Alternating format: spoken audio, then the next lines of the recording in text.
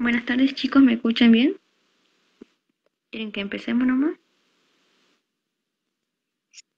Está bien. Bien, me avisan si hay alguien que me pide entrar porque yo tengo silenciado de donde comparto, así que me avisan, ¿saben? Bueno,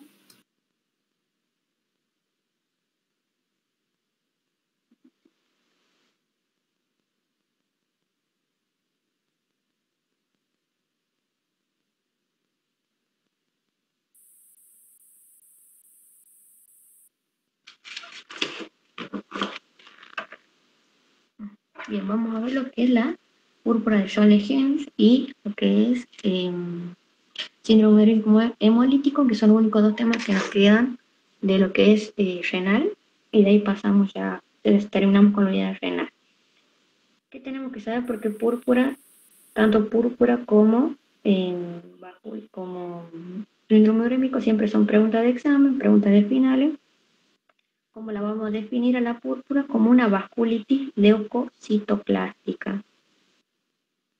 Y parece gracioso, pero, por ejemplo, la doctora Schaff pregunta qué tipo de vasculitis es.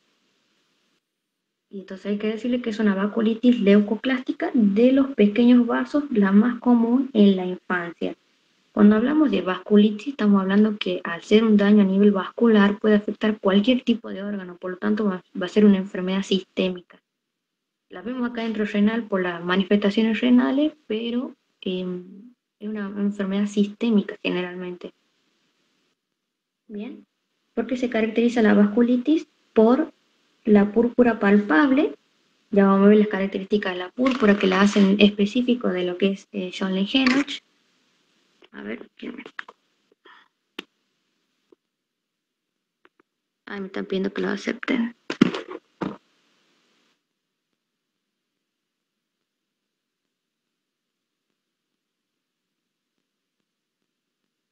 Ahí.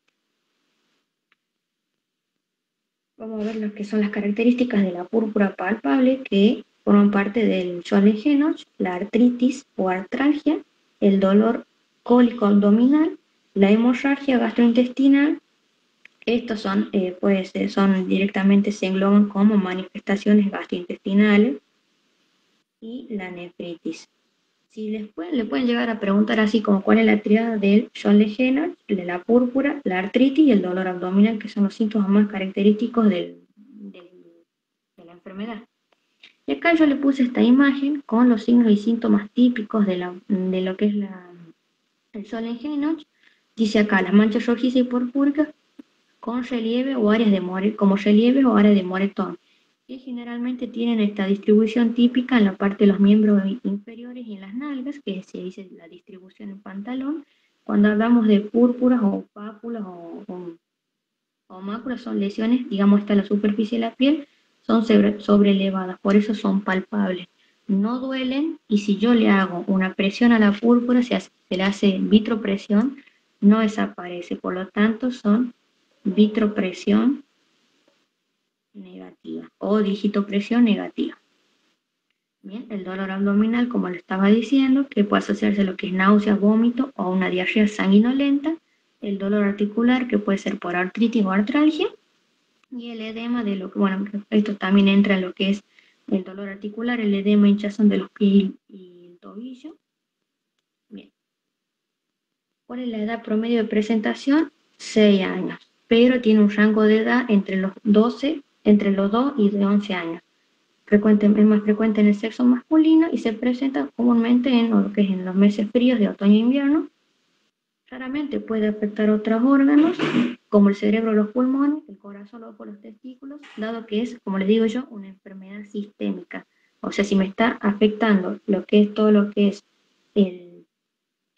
todo lo que es los vasos, puede afectarme en cualquier parte del cuerpo, ¿no? Característicamente es autolimitada, de curso benigno, por más que uno ve una púrpura y se asuste y piensa que es, digamos, una enfermedad grave, generalmente una enfermedad autolimitada y benigna. Así que se resuelve de manera espontánea, aproximadamente en 2 a 4 semanas. Y en un poco porcentaje puede llegar a durar un mes. Solo el 1% de todos estos pacientes pueden llegar a la insuficiencia renal. El pronóstico a largo plazo se relaciona con ¿qué? Con el compromiso renal. ¿Por qué? Porque la afectación de la función renal es la que me va a determinar a ver, que le pone afectación,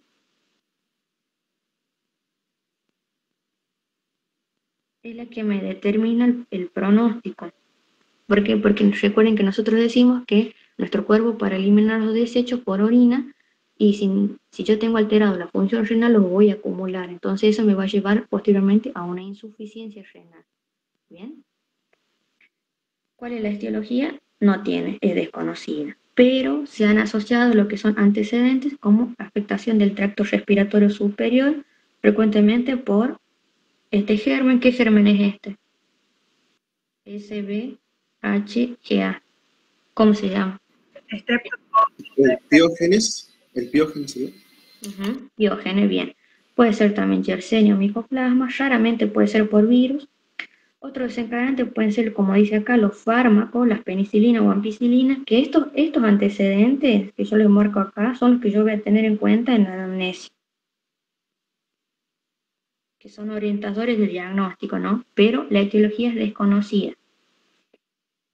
Exposición o también exposición al frío o alimentos que me desencadenan una reacción alérgica, picaduras de insecto. Bien. ¿Cómo explicamos la fisiopatogenia? Al decir que es una vasculitis, ¿no? La lesión que puede afectar en cualquier parte del cuerpo, porque vasos hay en todo el cuerpo, se debe a que hay un infiltrado de inmunocomplejos IgA. Es una enfermedad mediada por inmunocomplejos de inmunoglobulina A. ¿Qué pasa? El cuerpo reconoce como extraño su propia inmunoglobulina A que se encuentran en los vasos, en el endotelio de los vasos, y los quiere atacar, los destruye. Sería como una reacción autoinmune que desencadena. Bien. Ese ataque, ese propio ataque que genera el cuerpo sobre sí mismo, en cualquier parte donde se encuentren, las IgA, que serían el endotelio en este caso, de los pequeños vasos, obviamente, me genera todo lo que es la respuesta inflamatoria, ¿no? Con respuesta con edema, lesión, me va a progresar a, acá me dice inflamación, vasculitis, por la inflamación, la lesión del endotelio mediada por el mismo sistema inmune mío propio, me genera también lo que es la necrosis de los vasos sanguíneos. Todo esto me conlleva a que yo, la extravasación de sangre, es decir, que se extravase el plasma hacia el tejido extracelular. ¿Por qué? Porque está lesionado. Eso generalmente, ¿qué clínica me daría eso? ¿Qué clínica me daría si yo extravaso mi plasma? Edema. Muy bien. Entonces, toda esta extravasación de sangre, de líquido hacia los tejidos, por eso es que el niño tiene edema articular, ¿no? Y como le estoy diciendo, al ser una enfermedad sistémica, puede afectar cualquier órgano. Tiene predilección, por cierto, por las articulaciones, por lo que es el sistema digestivo, en la parte de lo que es intestino delgado y colon, pero me puede afectar cualquier tipo de órgano donde se encuentren estos complejos, los de IgA, que son atacados por el mismo organismo. ¿Bien? ¿Se entiende la fisiopatología? ¿Chicos? ¿Preguntas? Sí. Explícala de nuevo entonces. Bien. Es una patología de etiología, es una enfermedad de etiología desconocida, ¿no es cierto? Se dice que es desconocida, pero está mediada por inmunocomplejos, es decir, que son complejos que yo tengo en mi propio cuerpo, pero que el mismo cuerpo mío los reconoce como extraños. Sería como una reacción autoinmune. Vieron que la enfermedad autoinmune reconoce a sus propias células de su cuerpo como agentes extraños y las ataca. Ese es el mecanismo de cualquier patología autoinmune. Bien, el cuerpo se ataca a sí mismo, reconoce como extraño a sus propias células. Bueno, esto sería un mecanismo parecido, ¿no? En cambio, pero esta patología, como se dice, es idiopática, no tiene una etiología, pero se dice que está mediada por inmunocomplejos IgA, ¿no? Que está acá. Estos inmunocomplejos IgA, ahí déjenme que les borre todo esto. estos inmunocomplejos IgA se encuentran en el endotelio de los vasos, ¿no? Estamos hablando de los pequeños vasos porque justamente estoy hablando de que es una vasculitis de pequeños vasos. Estos inmunocomplejos de IgA, el cuerpo los reconoce como extraños y los quiere atacar. Y al atacarlos, ¿qué va a hacer? Va a producir lo que es la lesión endotelial, ¿no? De los pequeños vasos. Esa lesión endotelial, mediada por mi sistema inmune que reconoce como extraño a estos inmunocomplejos, me desencadena toda esta respuesta inflamatoria localizada. Localizada, o sea, se refiere a nivel de los pequeños vasos. Pequeños vasos. ¿Bien? Entonces, esa lesión del endotelio, lesión de los pequeños vasos, me produce lo que es la inflamación, me produce lo que a la lesión misma me lleva a la necrosis de vasos sanguíneos, ¿no? Entonces yo ahí estoy dañando todo mi tejido vascular de la microcirculación, ¿no? Al estar lesionado todo mi endotelio de los pequeños vasos, que me va a generar lo que es la pérdida de sangre. Digamos que la sangre se va a extravasar hacia el espacio extravascular, como les decía acá, y yo les pregunté cuál sería la clínica si se extravasa lo que es el plasma, sería la aparición de los edemas. Por eso este niño tiene edema en lo que son en edema articular. ¿Por qué? Porque tiene predilección por el tejido articular. Aunque, como les digo, al ser una vasculitis puede afectar cualquier órgano, porque hay vasos en todos los órganos. Eso quiero que entiendan. Pero tiene su preferencia. Bien. Ahora, toda esta extravasación de líquido me va a producir lo que serían los edemas. Y acá dice que me va a dar los síntomas a los órganos específicos, que como les dije, pues me va a hacer el intestino delgado, intestino grueso, lo que es sistema nervioso, lo que es riñones, articulaciones. Bien. Todos estos síntomas, todos los síntomas se van a desencadenar por la lesión que hay en los pequeños vasos, lesión endotelial de los pequeños vasos. ¿Por qué? Porque esta es una vasculitis mediada por inmunocomplejos IgA. ¿Ahí se entiende un poco mejor? Sí, Flor. Sí, Flor. Bien. ¿Cuáles van a ser las manifestaciones clínicas? Y yo ahí les puse muy, muy detallado los síntomas, pero bueno, acá los voy a ver, lo vamos a ver, digamos, un poco más de forma práctica. Las manifestaciones más claves serían las cutáneas, las articulares, las abdominales y las renales. ¿Puede afectar a todos los órganos? Sí, pero estas son las más características. Precisamente. Sí. Y salís cantando.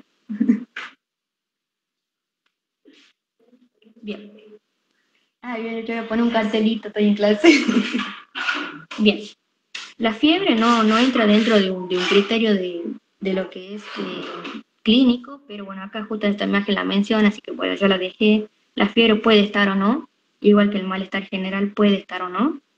Tenemos, lo que sí es básico es la púrpura palpable no trombocitopénica. La púrpura palpable es un, ¿cómo les digo? Es un criterio que debe estar sí o sí en el 100% de los casos, si no, no sería una Sjogren, ¿se entiende? Me puede faltar el dolor abdominal, me puede faltar el dolor articular, pero no me puede faltar la púrpura, porque si no, no sería Sjogren. Si yo le hago un porcentaje, porque acá no sé si se los puse ahí en el apunte, la púrpura debe estar en el 100% de los casos, si no, no es Sjogren. Bien.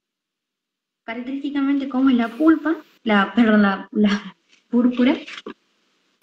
Como dice acá, palpable no trombocitopénica, ¿qué quiere decir no trombocitopénica? Que no consume plaqueta. ¿Por qué? Porque nosotros tenemos otras enfermedades purpúricas como son la PTI, que es la púrpura trombocitopénica, púrpura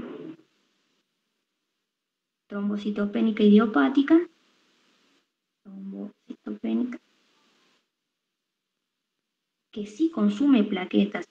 ¿Qué quiere decir que consume plaquetas? Que me genera una plaquetopenia. Entonces yo cuando pido un laboratorio, pido un recuento de plaquetas, si fuese Para hacer un diagnóstico diferencial entre el Röntgen-Henoch y la púrpura trombocitopénica idiopática, pido un recuento plaqueta. Si el recuento plaqueta está disminuido, yo me confirmo que es la púrpura trombocitopénica idiopática y descarto la púrpura del Röntgen-Henoch. Bien. Dice que tiene una distribución simétrica, quiere decir que afecta por los dos miembros por igual, porque tiene predominio en lo que son los glúteos y miembros inferiores. Si se acuerdan, esto nos decían en quinto, nos decían que era la distribución en pantalón.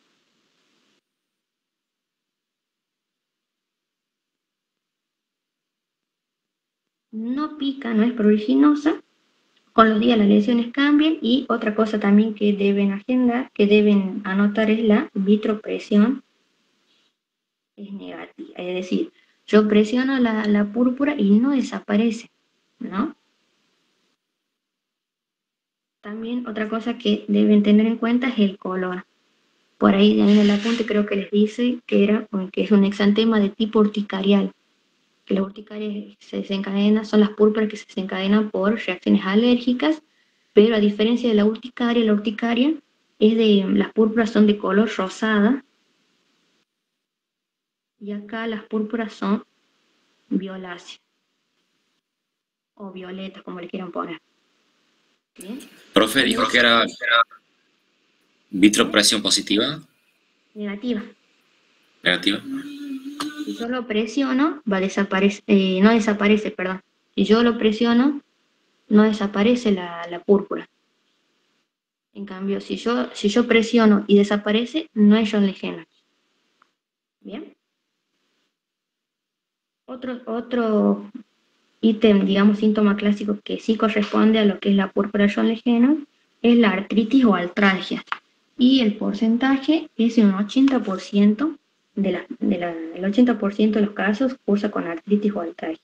O sea que es el segundo síntoma más frecuente, porque el primero que tiene que estar el 100% es la púrpura. Bien. La artritis o artralgia, artritis ya sería la inflamación. La inflamación, ya les digo una diferencia entre lo que es artritis o artralgia.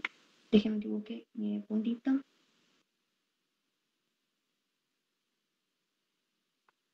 Bien. Una diferencia en lo que es en artritis o artralgia, más allá de que una quiere decir inflamación y otra quiere decir dolor, la artritis es de comienzo agudo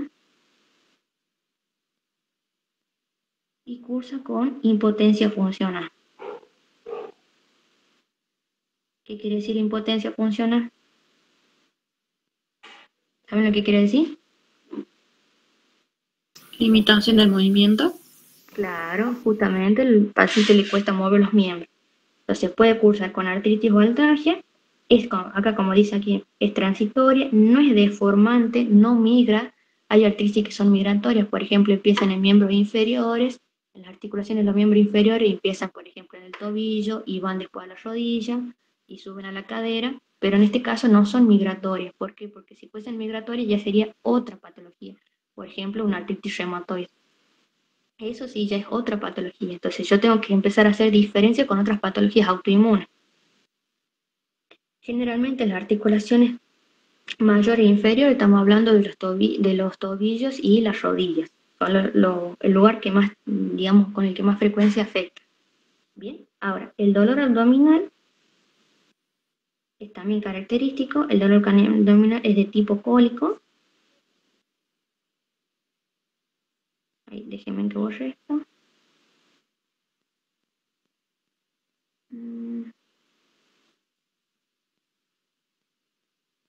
Dolor abdominal es de tipo cólico, les decía. Y el porcentaje es de un 55%. O sea, el tercero en frecuencia de los síntomas, todos los casos que se presentan. A ver, déjenme ver una cosa. No, ahí me está diciendo. Puede presentarse con sangrado, o sea, se refiere a que puede presentarse con una diarrea sanguinolenta o una hemorragia intestinal.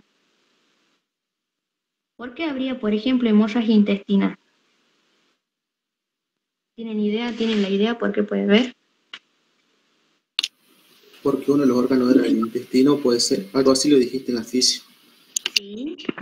¿Y qué pasa? Me lesionaba todos los vasos. Entonces por eso por eso me derramaba sangre hacia la luz intestinal, porque estamos afectando todo lo que son vasos, lesionando y extravasando el líquido. Entonces por eso, si al extravasar el plasma, lo voy a estar perdiendo. Por eso se puede manifestar también ese dolor cólico, se puede presentarse como una hemorragia gastrointestinal. ¿Bien? O invaginación, que la invaginación es cuando, déjeme, quiero borrar eso, es cuando un segmento intestinal se introduce dentro de otro. Y esa invaginación puede ser producto de la inflamación que hay en los vasos, en la necrosis. Puede también el intestino, al lesionarse, puede ulcerarse y puede perforarse. O sea, son complicaciones que se pueden presentar. Entonces, característicamente, el dolor abdominal puede responder a varias causas. A la hemorragia, a la lesión de lo que es el de los vasos, a lo que es la invaginación, que es la introducción del intestino sobre un segmento intestinal, a, a las perforaciones y puede corresponder también a la ulceración. Y por último, el compromiso renal que está presente, ya les digo el porcentaje, en un 20%. Un 20% que cursa con una glomerulopatía.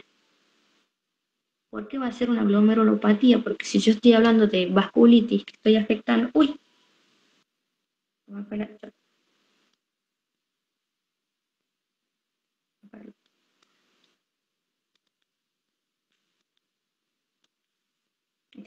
Estoy afectando lo que es los pequeños vasos, voy a afectar justamente el glomérulo. La vasculitis por IgA va a ser a nivel del glomérulo, ¿no? Entonces el compromiso renal era el que yo les decía, es el que me determina el pronóstico. ¿Por qué? Porque si yo afecto la función renal, no voy a poder eliminar todos los desechos que mi cuerpo produce, los voy a acumular. ¿Qué voy a tener en sangre yo que me diga que mi función renal está alterada? ¿Qué creen ustedes?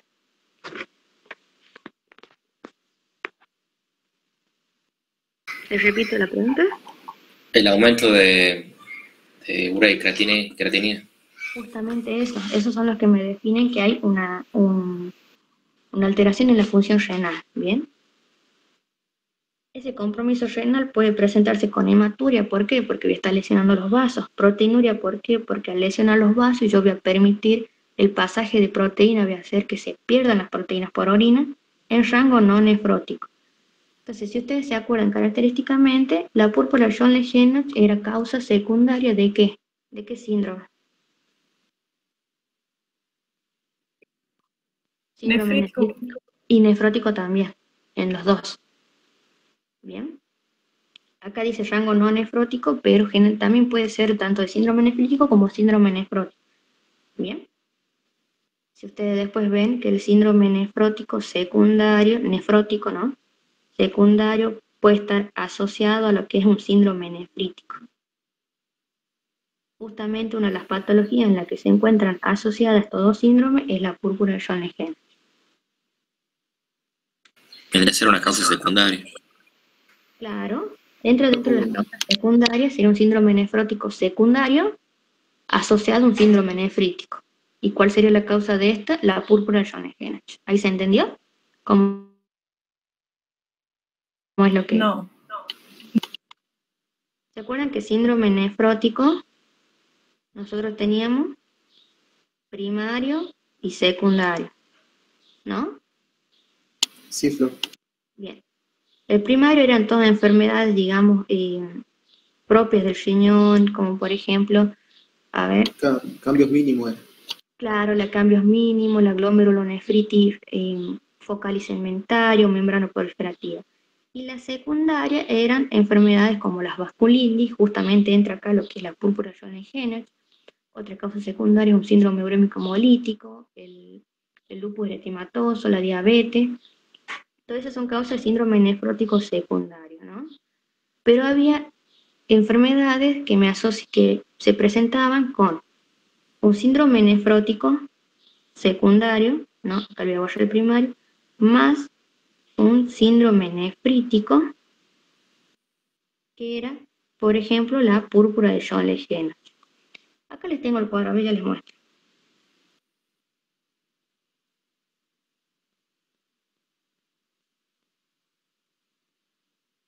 Tengo acá también la diapo de púrpura de nefrítico.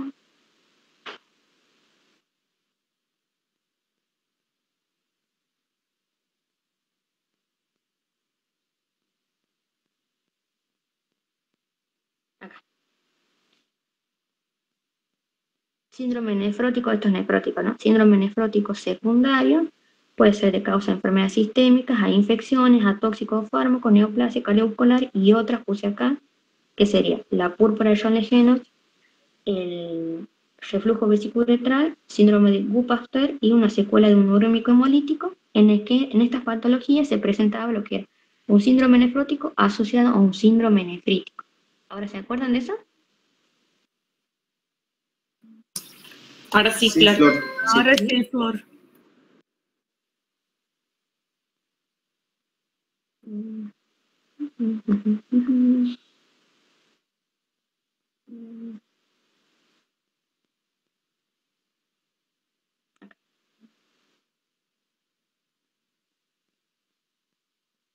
Bien.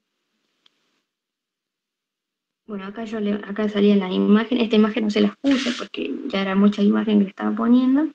Estos serían las púrpuras. Más frecuentemente suelen ser chiquititas. Esto ya es cuando las púrpuras, digamos, ¿cómo lo puedo decir? Se unen entre sí mismas y ahí se forman grandes como hematomas, dan imagen así como hematomas, pero son pequeñas purpuritas que se han juntado entre ellas. Bien. Igual acá la distribución en pantalón. ¿Ve? Son como pequeños puntitos, son las petequias, púrpuras o petequias, pequeños puntitos, pero en este caso han confluido y han generado grandes, digamos, parecen hematomas, pero no son hematomas.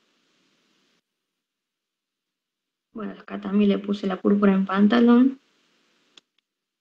Bien. Otra cosa también de la clínica es que los niños menores de 2 años pueden cursar con lo que es un angioedema de cara, en cuero cabelludo, el dorso de las manos y los pies. El lactante, el cuadro se lo llama como edema agudo hemorrágico, porque está cursado también con lo que es la pérdida por la hemorragia gastrointestinal o vasculitis aguda leucocitoclástica. Recuerden decirlo así, vasculitis leucocitoclástica, porque les preguntan y quieren que se los digan de esa forma.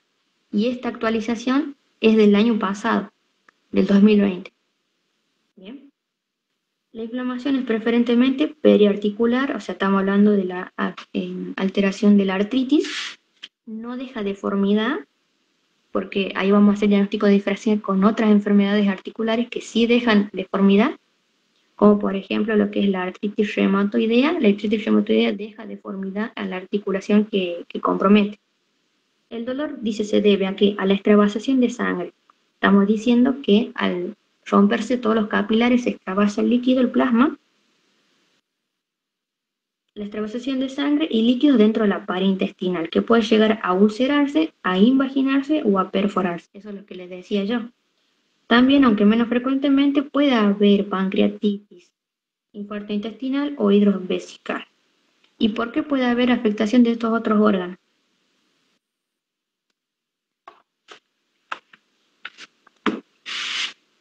Porque, ¿cuál sería la causa de que se afecten todos estos otros órganos? Como el páncreas.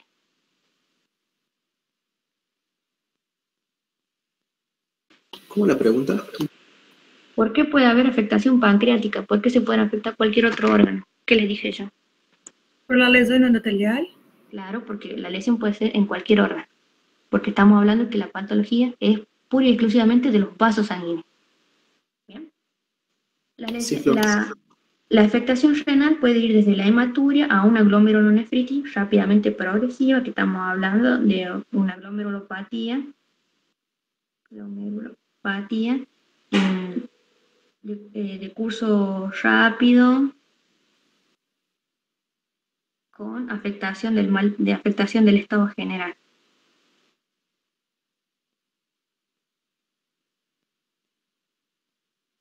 Bien.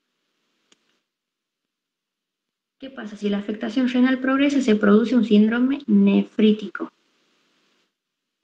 Lo clave del nefrítico que no podía faltar era la hematuria. Entonces, ¿qué tenemos? Sabemos que un síndrome es nefrítico cuando se acompaña de hematuria, presenta hipertensión. Acá es azoemia, que me puse una T de ahí, pero es azoemia nomás. ¿Saben lo que es la azoemia? El aumento de las proteínas.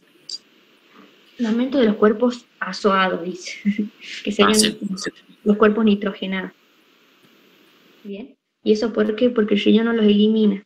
Entonces, lo que es la azoemia más la oliguria, que quiere decir que tengo, la oliguria me dice que yo tengo disminuido mi filtrado glomerular, ¿no? Estos me van a definir que yo estoy ante una insuficiencia renal aguda.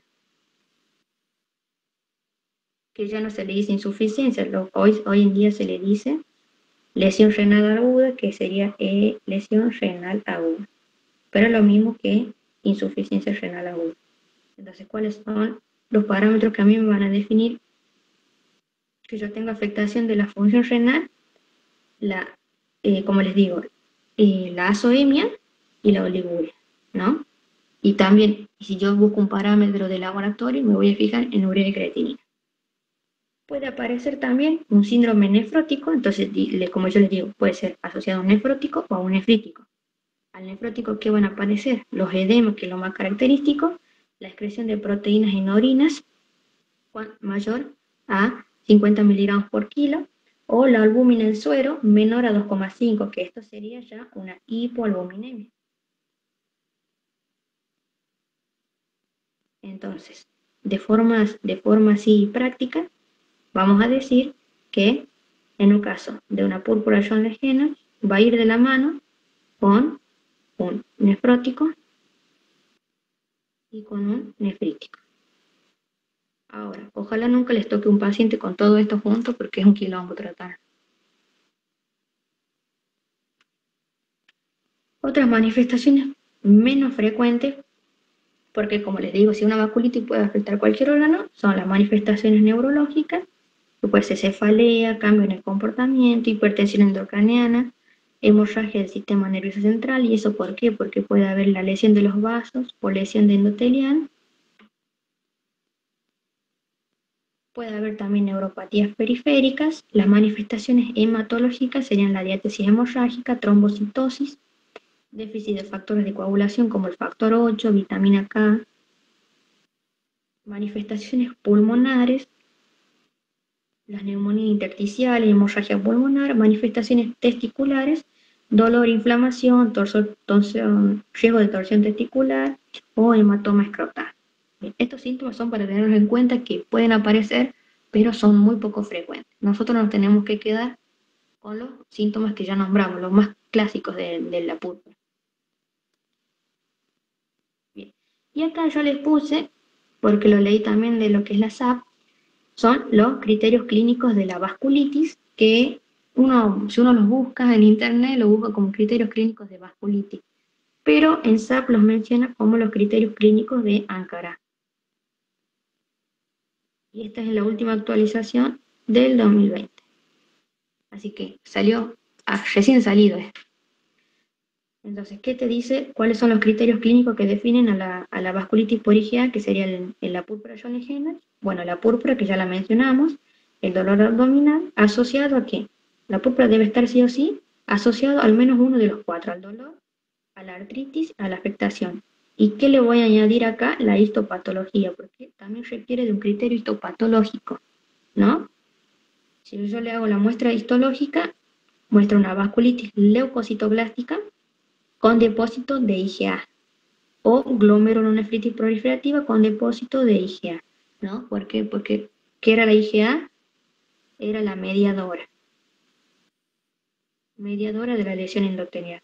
Entonces yo le hago, por ejemplo, una punción biopsia renal, yo encuentro en la histopatología una glomerulonefritis con infiltrado de IgA, me voy a confirmar que yo estoy ante una púrpura Jones-Lehmann. Bien. Entonces, cuando hablamos de los criterios diagnósticos, aparte de los criterios clínicos que incluimos, debemos incluir el criterio histopatológico. Bien. Forma de presentación de la púrpura puede ser forma típica, que sería el clásico, que inicia con la púrpura, y la forma atípica es la que comienza inicialmente con el compromiso articular. Articular, abdominal o renal, y luego aparece la púrpura, pero casi el 90% es de esta forma, la forma típica.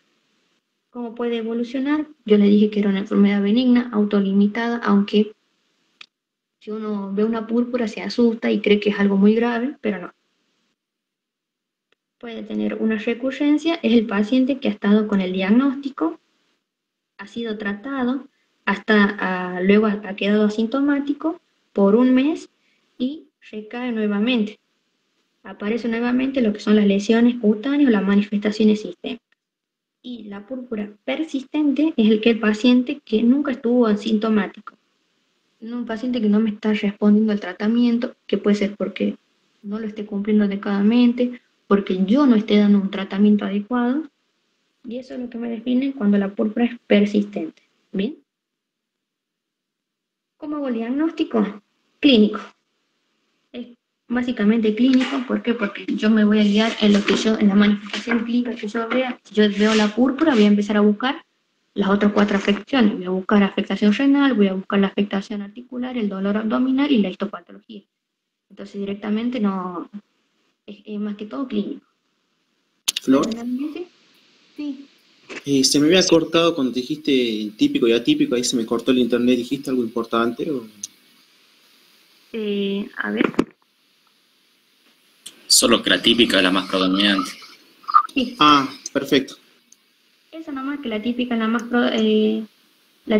predominante, y la evolución puede ser en recurrencia o persistencia. En la que recurre es aquel paciente que se ha mejorado, ha estado asintomático un mes y ha recaído nuevamente. Y la persistente es aquel paciente que nunca se mejoró. ¿Bien? Bien, listo. Gracias. Decía que el diagnóstico era eminentemente clínico porque yo veo la púrpura y busco los otros síntomas. ¿Bien? Y si yo me baso en los criterios, ¿qué tengo que agregar? La histopatología. En la anamnesis, ¿qué vamos a preguntar? Sobre episodios anteriores de cólicos abdominales para saber si ese cólico me corresponde realmente a lo que es porque el cólico abdominal en el niño puede ser un millón de cosas. Al niño por todo le duele la panza, se golpea la rodilla, le duele la panza, se golpea el dedo, le duele la panza, por todo le duele la panza. En episodios anteriores de cólico, lo que es artralgia, hematuria, participación cutánea, o sea, si hay alguna afectación cutánea, posibles factores desencadenantes, eso es lo que yo les decía. Cuando yo haga mi diagnóstico, me voy a empezar a encaminar a mi diagnóstico con los antecedentes. Recuerden que yo les dije que tenía el antecedente de infección por estreptococo o alergia alimentaria. Justamente dice acá alergia alimentaria, infecciones previas, algunas drogas como las penicilinas, la eritromicina, picadura de insectos. Y la enfermedad actual siempre voy a evaluar cómo comenzó, si recibió algún tratamiento, la característica de cada síntoma, voy haciendo semiología de cada síntoma en particular. Al examen físico voy a explorar todo lo que es la piel, obviamente, es lo primero que voy a ver. Voy a evaluar la presencia de edema, valorar las articulaciones, si presentan dolor, limitación de funcionamiento. Voy a hacer lo que es la semiología abdominal, evaluar la tensión arterial, porque recuerden que el síndrome, si está asociado a un síndrome nefrítico, característicamente cursa con hipertensión arterial. Por lo tanto, siempre le hay que tomarle la tensión arterial al niño. Examen cardiorrespiratorio neurológico, buscando, digamos, si hay alguna complicación o una presentación rara de lo que es el síndrome, perdón, no es síndrome urémico, es púrpura. Complementario, no hay una prueba, digamos, diagnóstica selectiva, ¿no? Sino que yo me voy a ir a usar, digamos, diagnóstico complementario para descartar otros diagnósticos. El cultivo de Fauci, ¿para qué va a servir? Para ver si hay una infección por estreptococo. La sangre, que puede haber leucocitosis, eosinofilia, los BCG, lo que sería los reactantes de la fase aguda. Si hay dudas en el diagnóstico clínico, puedo pedir lo que es un coagulograma, todo lo que es tiempo de protrombina, recuento de plaquetas, KPTT, para ver las alteraciones, para ver si yo estoy frente a qué otra enfermedad yo les dije que había que pedir un recuento de plaquetas.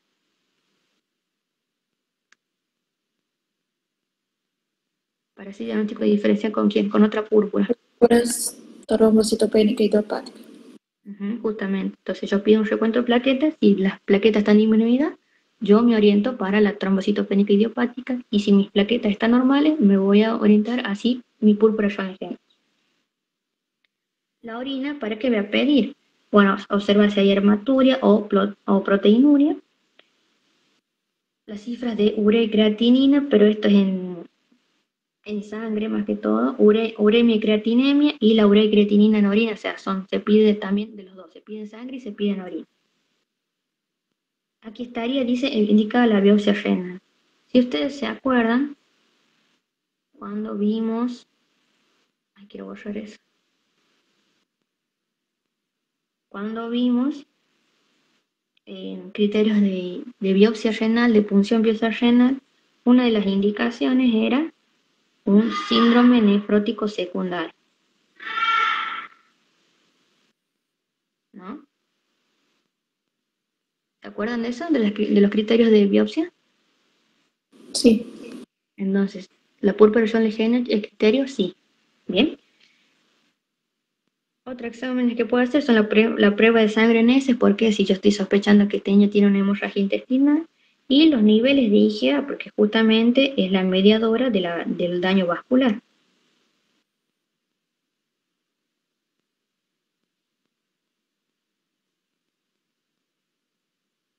Estudios por imágenes, ¿para qué? No me sirven para la púrpura, sino me sirven para ver cualquier otra afectación del órgano. Quiero ver si hay alguna perforación, si hay alguna si mi hemorragia es a causa de la perforación. Es para descartar otro diagnóstico, no es para hacer el diagnóstico de púrpura. Bien, lo que es el enema varitado o la eco abdominal. Le efectúa también lo que es la radiografía de tórax si sospechamos afectación pulmonar, TAC craneal, y la teleradiografía si presenta edemas o hipertensión arterial, porque sería más frecuentemente cuando está asociado a un síndrome nefrítico. Bien. Pregunta, ¿con qué criterio yo debo ingresar al paciente? Acá dice que solo se internan a los pacientes con signos severos gastrointestinales y articulares o con glomerulonefritis aguda y trastornos hemodinámicos.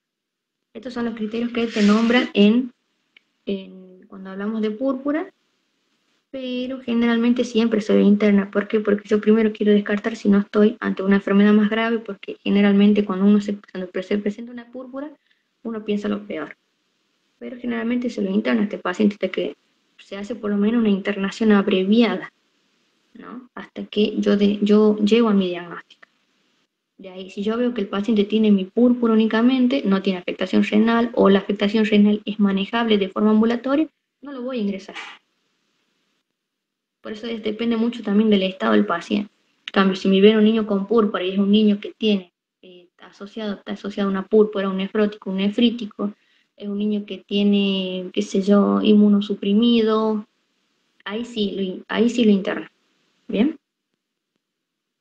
Diagnóstico diferencial, también lo que es pregunta de examen. Con dolor abdominal, cualquier tipo de dolor abdominal en el niño, por cualquier cosa les duele la panza. Justamente acá nos nombra lo que es la invaginación. La invaginación también se llama intussusección abdominal.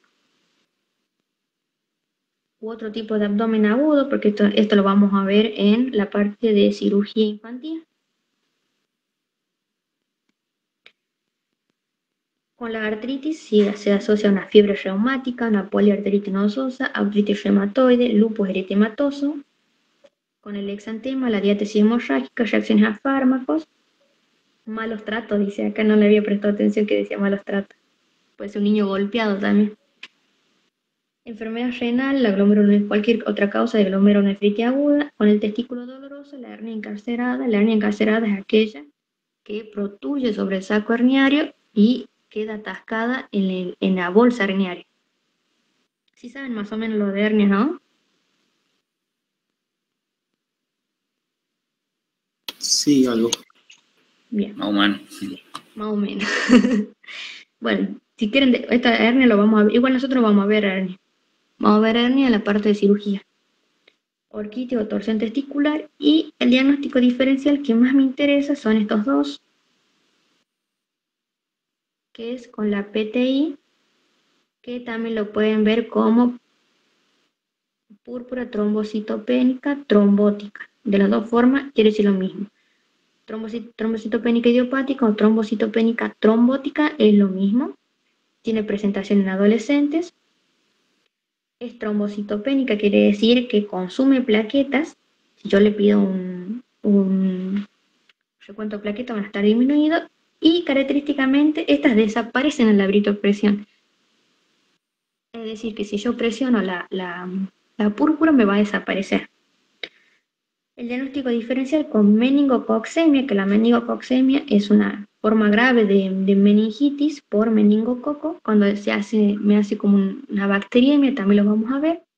Consume plaquetas también. Las máculas rojas son biliáceas, pero de diferente localización, porque pueden presentarse en lo que es la parte en el tronco y en miembros superiores. Y nosotros característicamente decimos que en la púrpura son con distribución en pantalón. Es de evolución rápida con mal estado general del paciente. ¿Cuál va a ser el control durante la internación? Siempre se hace el control clínico, el laboratorio y radiológico. El control clínico que incluye todo lo que son control de signos vitales. La diuresis entra también en los signos vitales, la presencia de hematuria y proteinuria con cintas reactivas, la tensión arterial, pesquisar si aparecen nuevas manifestaciones cutáneas o abdominales, la presencia de complicaciones agudas como la invaginación o la hemorragia digestiva. El control del laboratorio incluye todo lo que es examen de orina, uremia, ¿para qué? Para ver la función renal. Solo si hay lesión renal, eventualmente puede hacerse lo que es el clírex de creatinina, el clírex de creatinina te mide cuánta creatinina se excreta por orina, o la proteinuria en 24 horas. El control radiológico depende de los resultados que yo le hice al ingreso. Si el niño ingresó con una púrpura de John-Legend con afectación pulmonar, ahí sí tiene criterio de que yo le haga una placa de tórax. Si no, no. Bien. La interconsulta con nefrología para posible punción biopsia renal, si presenta proteinuria, descenso de la filtración, o sea, si hay descenso de la filtración, hay oliguria, o una proteinuria significativa mayor de 4 miligramos por kilo día de forma sostenida, es decir, que esta es constante, no disminuye. ¿Bien? ¿Vamos bien, chicos?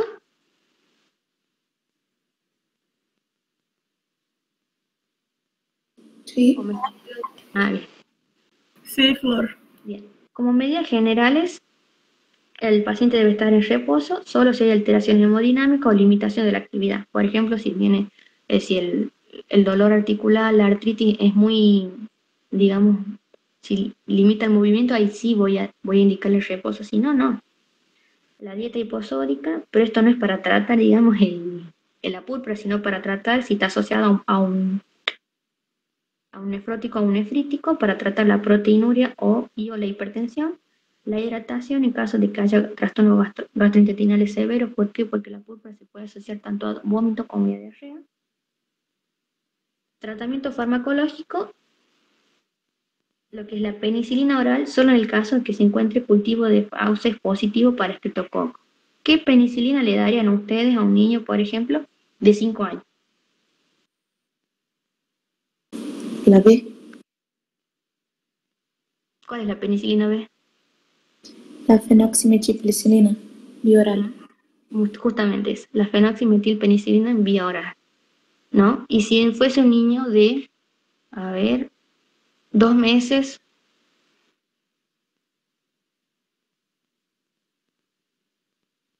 La G. es raro porque la púrpura no se va a dar al niño de 2 meses. ¿Cuál es el rango de edad que les dije yo de la púrpura? 2 a 11 años. Promedio de 6. Uh-huh. Bien, así que tengan en cuenta la edad. Pero si fuese un niño de 2 meses que no tenga púrpura, ahí siempre sería criterio de internación. Y cuando hablamos de criterio de internación, hablamos de tratamiento endovenoso. Bien. En este caso no, pero es para que lo recuerden. ¿Cómo se trata lo que es el dolor articular? Con ácido acetilsalicílico, 50 miligramos por kilo día en caso de artralgia. Si el paciente no me responde al ácido acetilsalicílico, quiere decir a la aspirina, si no me responde igual le duele la articulación, voy a preferir los corticoides, que es la prednisona, 1 o 2 miligramos kilogramo día durante 5 a 7 días. Bien. ¿Cuáles son las indicaciones de corticoides? En artritis con signos flogóticos, que serían signos de inflamación, que serían todo lo que es edema, dolor, tumefacción, enrojecimiento. Signos flogóticos que no ceden con aspirina. En el caso de que presente un edema de cuero cabelludo o compromiso contral, el edema de cuero cabelludo, recuerden que yo les dije, era una presentación de que puede darse muy poco frecuente, ténganlo en cuenta, antes de que lo repitan que es frecuente, no, esto es infrecuente en los lactantes, ¿no? En caso de dolor abdominal intenso o hemorragia gastrointestinal, también están indicados los corticoides, que es la prednisona. Y los hipotensores en caso de participación renal con cifras tensionales elevadas. Si hay una afectación, digamos, renal con aumento de la TA.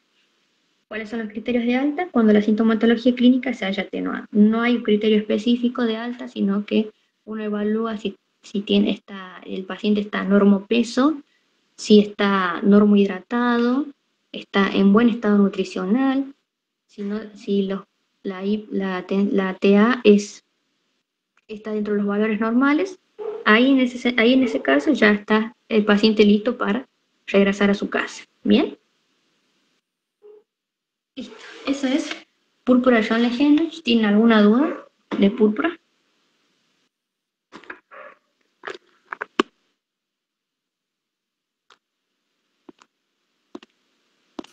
Esos criterios que dicen de nefropatía, según la clasificación, que habla de lesiones glomurulares mínimas, progresión mesangial, eso no. Me preguntan. No, ese no lo puse porque lo quise poner. Bueno, perfecto. Pero no. Lo quise poner porque a mí me interesó leerlo, por eso.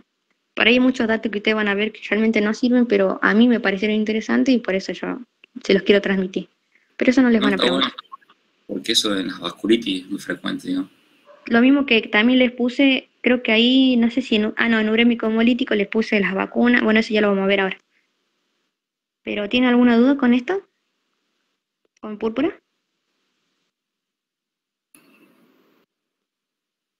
Bien. No, Flor, hasta ahora no, después no sé. Bien. Bueno, vamos ahora con síndrome urémico para salir de renal. El síndrome urémico es un síndrome muy, muy, muy frecuente en Argentina, como dice acá, son 500 casos por año, ¿no? ¿Qué es el síndrome urémico? Por ahí ustedes lo ven, si lo ven, por ejemplo, en otros apuntes o en las diapos de las profes, lo ven como enfermedad renal. Pero, ¿qué es realmente un síndrome urémico? Es una microangiopatía. Microangiopatía trombótica, ¿no? Estamos hablando de patologías que están a nivel de los pequeños vasos, seguimos con los pequeños vasos igual que la púrpura, y trombótica, porque característicamente tiene la formación de pequeños trombos en la microcirculación. ¿Bien? Es una de las principales causas de lesión renal aguda en niños con alto riesgo de morbimortalidad. El síndrome urémico no solo que es frecuente, sino que es un criterio de que yo lo debo ingresar a este niño en terapia intensiva. ¿Por qué? Porque yo debo hacerle un tratamiento inmediato. ¿Por qué? Porque las complicaciones son graves y me puede llevar a la muerte. Afecta principalmente a niños de edad preescolar, que el rango se extiende desde los 7 meses a 6 años. ¿Bien? ¿Cuál es la manifestación? La tríada clásica del síndrome urémico son estos 3 síntomas: la anemia hemolítica microangiopática, la trombocitopenia, que es menor de 150.000, y la lesión renal aguda. ¿Qué quiere decir lesión renal aguda? ¿Qué les dije yo? Insuficiencia renal. Insuficiencia renal. Ajá, ¿y cómo me defino yo? ¿Cómo me doy cuenta que yo estoy en insuficiencia renal? Aumento de urea y creatinina. Ajá, y aparte, Oliguria. Oliguria. ajá, y le faltan los cuerpos asados, nitrogenados. La soemia. La soemia.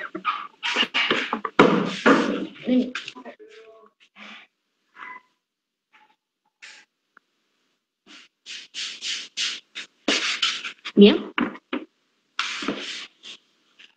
Entonces dijimos, estos tres síntomas son los claves para definirme un síndrome urémico hemolítico. ¿Bien? ¿Qué es el síndrome urémico? Una microangiopatía, trombótica.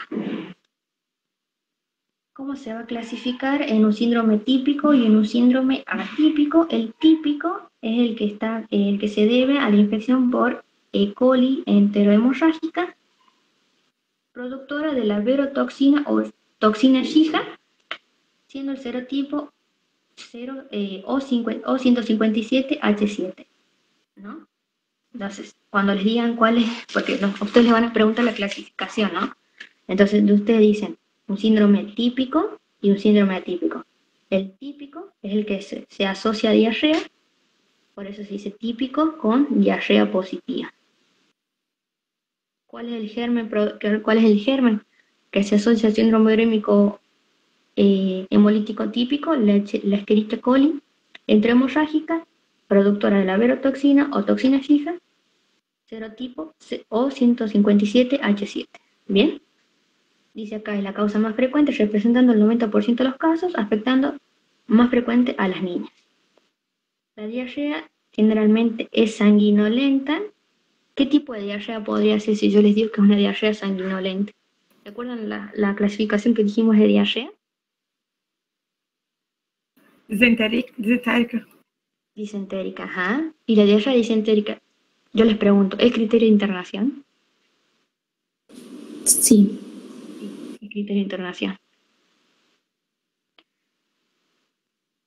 ¿Se acuerdan ya que estamos junto con diarrea, quería hacer esta preguntita?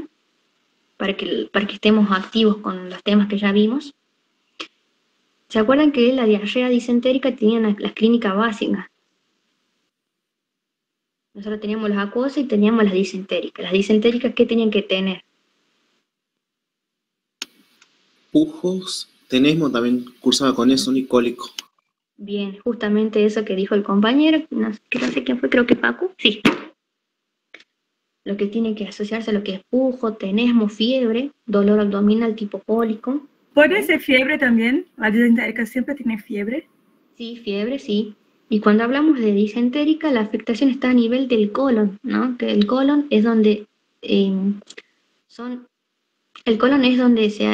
las heces adquieren consistencia, ¿bien?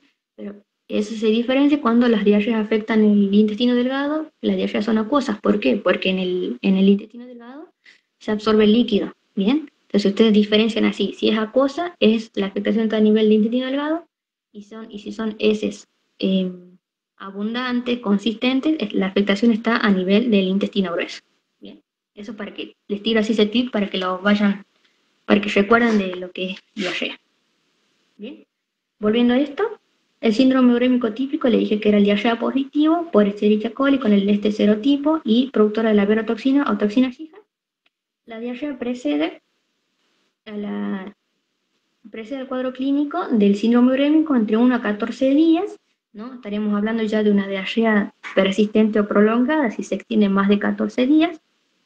Frecuentemente entre los niños de 7 meses a 6 años, aproximadamente la media es de 16 años, y vamos a diferenciar qué es el síndrome urémico hemolítico atípico, y esto lo vamos a poner como diarrea negativo, lo ponen como D negativo, se presenta en formas hereditarias, ¿no? De forma esporádica o recurrente o por enfermedades virales.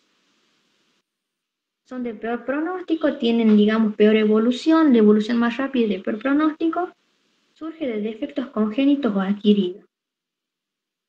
¿Y cuál es el fisiopatogenia en este tipo de síndrome urémico atípico? Es que hay una superproducción de complejos de ataque. Yo les dije que esta enfermedad era una microangiopatía trombótica. Entonces va a haber complejos, sería como la vasculitis que como vimos recién la vasculitis. Hay complejos, inmunocomplejos, una cantidad excesiva de inmunocomplejos que dañan los vasos, predisponiéndome a la formación de trombo. Por eso una microangiopatía trombótica. Pero en este caso son por defectos adquiridos. ¿Bien? Por eso dice acá, sobreproducción de complejos de ataque de la membrana que desencadena la muerte de las células endoteliales con la aparición de edema, de inflamación, todo eso, con la pérdida de líquido intravascular, lo que conduce a un estado protrombótico a nivel subendotelial. Y acá yo les puse este cuadrito. Cuando hablamos de síndrome urémico diarrea positivo, no tiene antecedentes familiares. Este sí, porque es el diarrea negativo sí, ¿por qué? Porque es de carácter familiar. La edad, acá no importa la edad, porque difiere con la que yo les di. La variedad estacional sí, porque frecuentemente en los meses fríos, este no.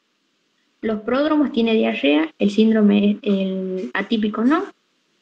Presenta hipertensión endocraniana, sí puede presentar. Este es mucho más severo porque los síntomas son mucho más graves.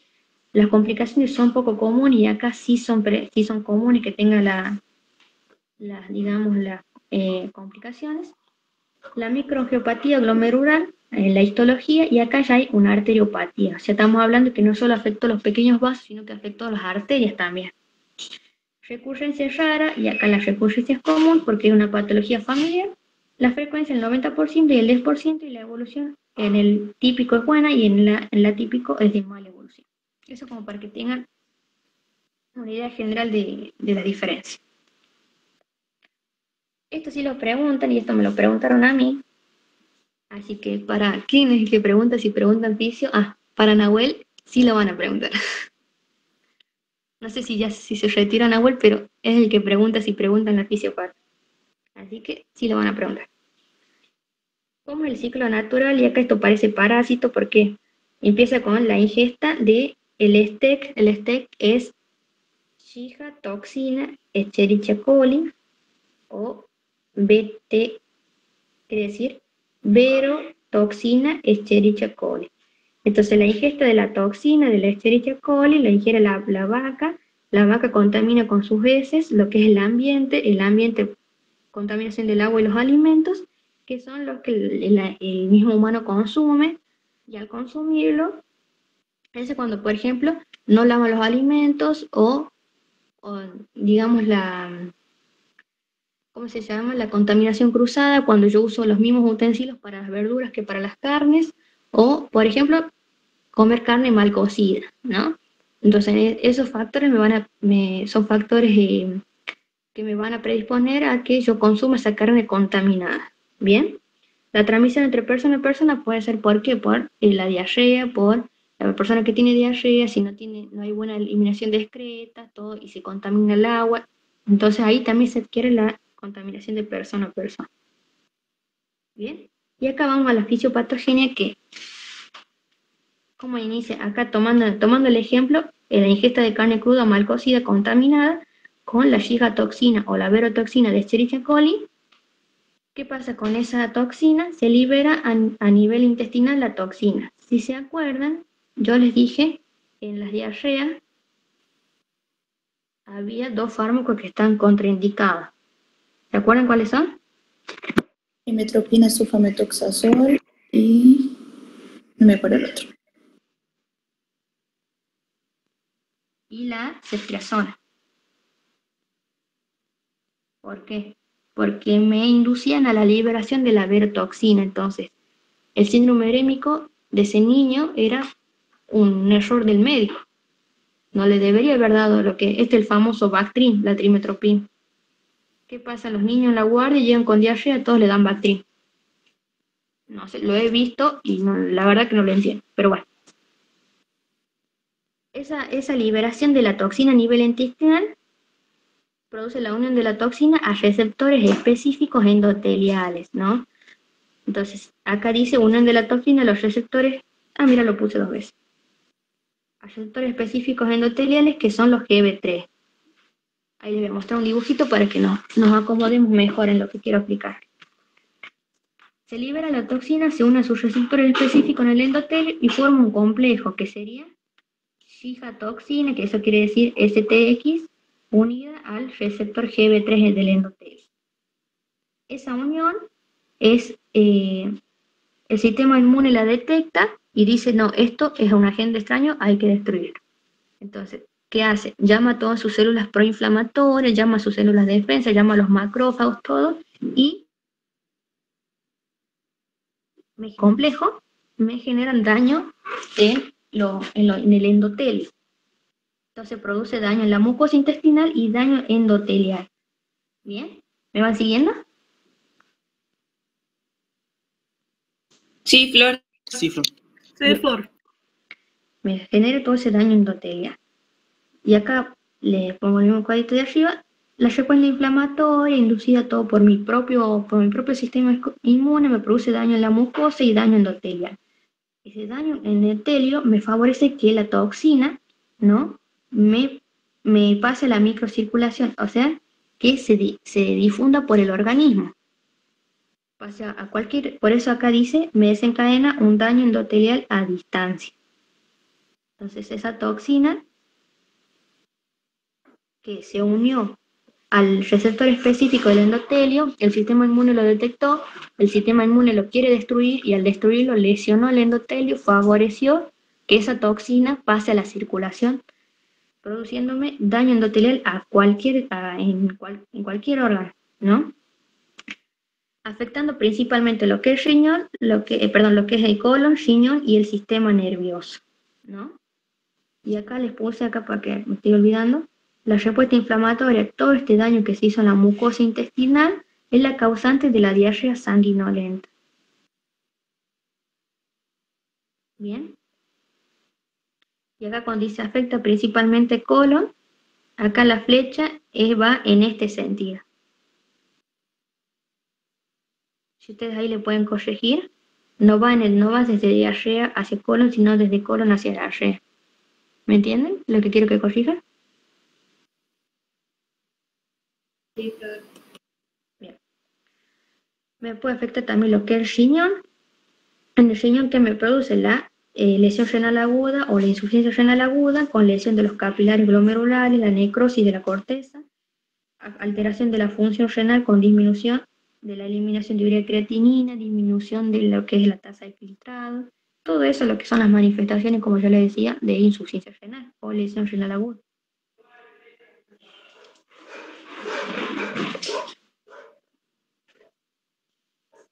¿Vienen a tomar el té? A ver, dime unos segundos, chicos. ¿Piensa? Yo voy a la pieza.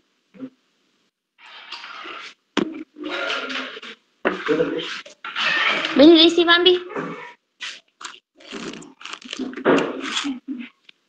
Tráelas vos, por favor.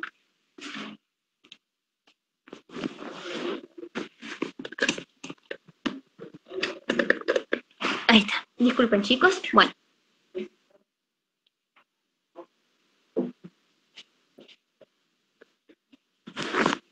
Todo lo que es el daño que hay a nivel de la mucosa intestinal. ¿Me escuchan bien ustedes? Sí. Sí, Flor. Todo este daño me genera lo que es la diarrea sanguinolenta. Bien. El daño en el riñón me genera todo lo que son los síntomas de lesión renal aguda o insuficiencia renal. Ahora, este daño endotelial a distancia, porque puede afectar a cualquier órgano, es como les digo yo, es como la vasculitis, puede afectarme a cualquier órgano. ¿Por qué? Porque la afectación está a nivel del endotelio. Me induce, siempre que hay un daño en el endotelio, esto es un mecanismo fisiológico que es la activación plaquetaria. Entonces, siempre que se dañaba el endotelio, se produce la activación plaquetaria con la adherencia plaquetaria y que me formaba el tapón plaquetario. Posteriormente me formaba porque no solo atrae también lo que es plaqueta, sino fibrina, todo lo que son mecanismos de reacción de la coagulación, de la cascada de coagulación. Me predispone a la formación de microtrombos, ¿no? Con reacción inflamatoria a nivel local. Entonces, la activación plaquetaria, ¿qué me va a hacer? Con la formación de microtrombos me van a obstruir la luz a nivel de los capilares. Esa obstrucción de la luz, ¿qué va a hacer? Por alteración, miren acá, de la microcirculación, es decir, que la luz de los capilares, generalmente que supongamos que era de esta forma, pero va a estar acá, disminuida su luz. ¿Por qué? Porque va a tener trombos, microtrombos, por las diversas lesiones endoteliales va a estar disminuida. Eso le va a dificultar a los glóbulos rojos que pasen por ese territorio vascular. Entonces, ¿qué va a hacer el glóbulo rojo para pasar por ese territorio? Se va a fragmentar, se va a romper. Entonces, eso me va a conducir, esa ruptura de glóbulos rojos me va a conducir a esa anemia hemolítica. La anemia hemolítica es por destrucción de glóbulos rojos.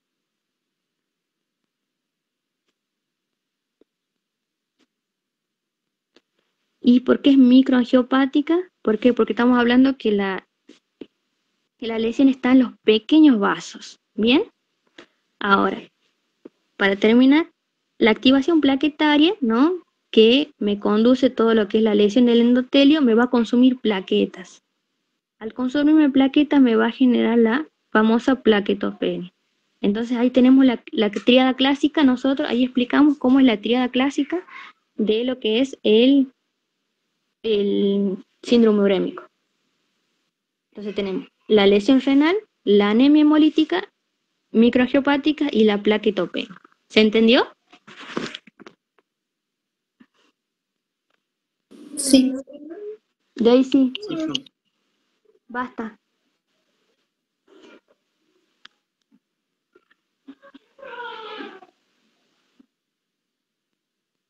Bien. Y acá les puse yo esta imagen como para que ustedes me entiendan lo que quiero ver.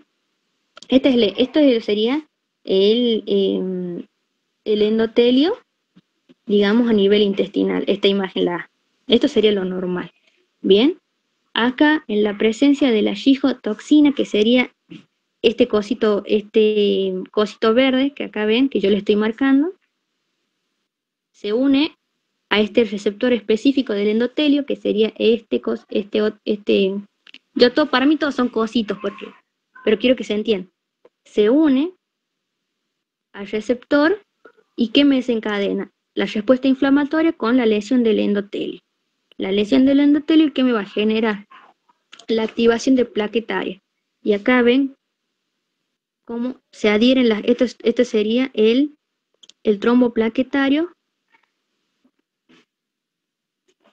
adherido a la lesión que hay en el endotelio, y los glóbulos rojos se van a fragmentar. ¿Por qué? Porque les va a dificultar pasar por este capilar con su luz disminuida. ¿Bien? Si no lo entienden, lo volvemos a explicar, pero yo quiero que lo entiendan así porque eso me preguntaron a mí. ¿Bien? Sí, claro, pero sí se entendió.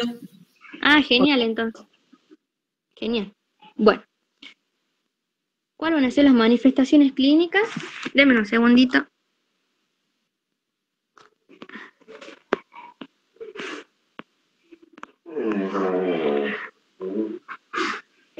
Daisy, ¿cuáles son las manifestaciones clínicas? Va a tener el prodromo típico, que es la diarrea o enfermedad de las vías aéreas superiores, pero generalmente es la diarrea.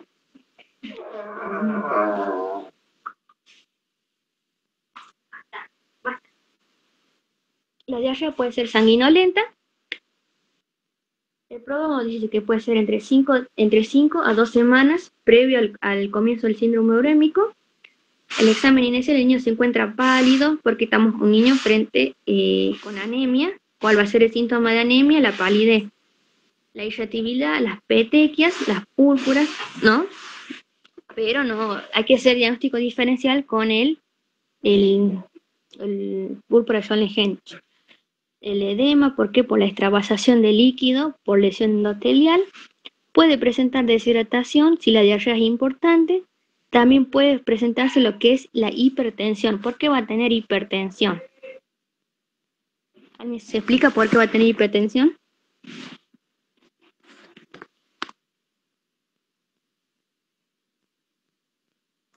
Porque se activa renin-angiotensina-aldosterona. Ajá, pero ¿por qué se activaría la renin-angiotensina-aldosterona? Miren, yo les explico así. Los vasos, tiene alteración de los vasos, comienza a liberar edema y el riñón ve que tiene poca, supongo, hipovolemia y activa el mecanismo compensatorio. Exactamente, justamente lo que dijo Amanda es eso. El riñón, digamos, los trombos, puede haber la formación de microtrombos a nivel de glomérulo, eso va a disminuir lo que es el filtrado glomerular.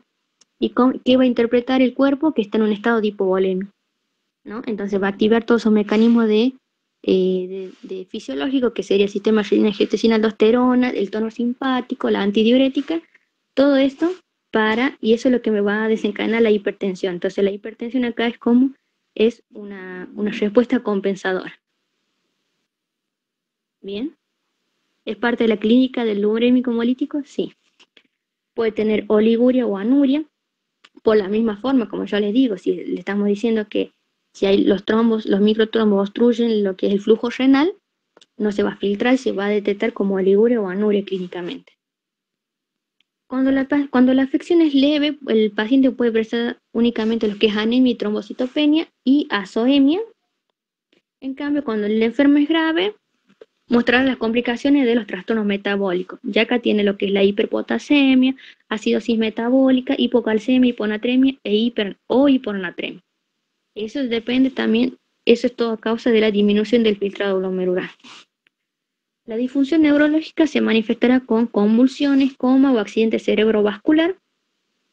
La insuficiencia cardíaca puede ser resultado de la hipertensión. ¿Por qué? Porque si yo estoy en estado de hipertensión, puedo generar una sobrecarga de volumen, por lo tanto, el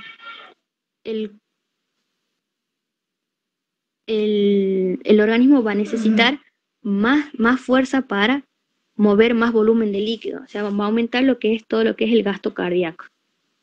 Y consecuentemente va a tener lo que es anemia severa. Y esto les añadí cuál va a ser la conducta ante un paciente con diarrea sanguinolenta con Shiga toxina de Escherichia coli positiva. Pero también lo pueden poner como verotoxina de Escherichia coli positiva. ¿Cuáles son los pasos a seguir? Al paciente con diarrea o disentería, obviamente primero lo que voy a hacer es internarlo. Primero debo detectar el microorganismo por coprocultivo y debo evaluar la toxina libre en sangre. O sea, la verotoxina, libre en la materia fecal. La verotoxina o la shiga-toxina en materia fecal. Acá dice citar a las 24-48 horas, pero generalmente, como le digo, este paciente se lo interna porque si estamos ante una disentería, no lo voy a mandar a la casa. Pero a las 48 horas acá dice que se lo cita, pero como yo les digo, se lo deja ingresado, el paciente no se lo va a mandar a la casa si tiene una disentería. Para ver el resultado del coprocultivo, si el resultado es positivo para la shiga-toxina, vamos a complementar con el examen físico para evaluar el estado general del paciente, para buscar todos los síntomas de urémico hemolítico. Vamos a pedir la orina completa, que los métodos de recolección van a depender de la edad del paciente. Vamos a pedir un laboratorio completo, hemograma, para ver, siempre para ver el estado general. La urea y creatinina me importan para ver lo que es la función renal, y el ionograma y el ácido base. Recuerden que el estado ácido base se pide con punción venosa a los niños, no se pide punción arterial. Y esto es cuando sospechamos lo que son los trastornos hidroeléctricos o metabólicos. Hidroeléctrico o metabólico. Bien. Dar pautas de alarma a la familia y al pediatra, y le estamos diciendo que si es una mamá que sospechamos de un niño con síndrome urémico y esa mamá tiene otros hijos, hay que prevenir que esos otros niños también, pueden llegar a tener un síndrome urémico porque han consumido la misma comida, por ejemplo. Evitar el contagio intrafamiliar, o sea, evitar que coman la carne cruda mal cocida, o evitar, la contaminación de los alimentos con heces. Debe controlarse la orina cada 48 horas y ante signos clínicos se va a pedir lo que es un nuevo laboratorio de sangre para ir controlando constantemente al paciente durante al menos una semana, hasta 14 días. Los cultivos se hacen semanalmente y con 2 cultivos negativos, o sea, 2 cultivos negativos, o sea, le hago un cultivo y ya no me sale la bacteria y en condiciones de retoma la escolaridad se le puede dar el alta. ¿Qué antibióticos no debo dar? La ceftriaxona y la trimestoprimida. ¿Qué sí puedo dar? La fosfomicina. Recuerdan que la fosfomicina tenía buena acción contra E. coli. ¿Sí se acuerdan, no? La dosis de fosfomicina.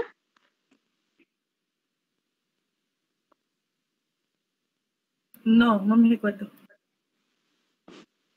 200 miligramos por kilo día, cada 6 horas. Bien.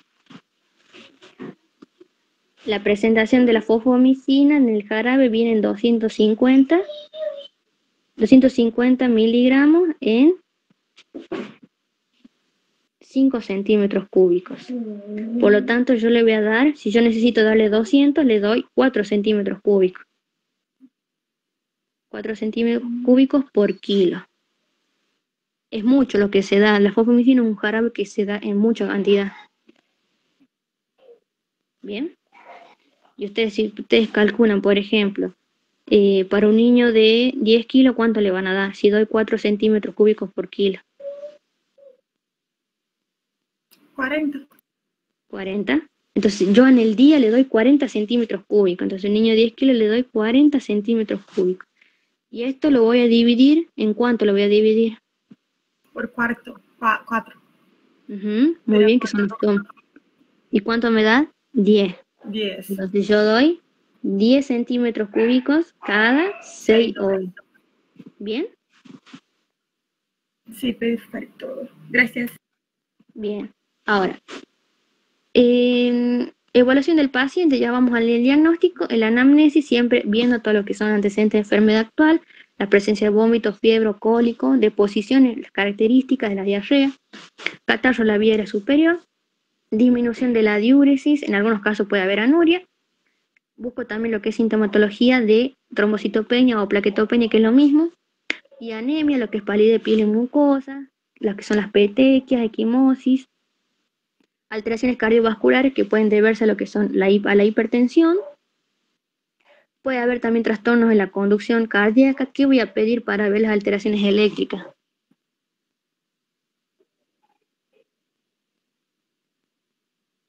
Un electro. Claramente un electro. ¿Ustedes ven lo que yo estoy compartiendo? ¿Lo ven bien? No.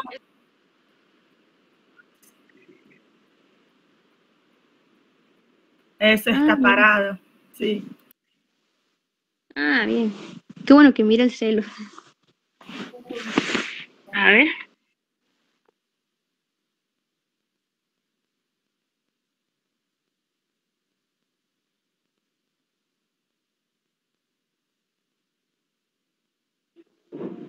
Ahí les comparto nuevo.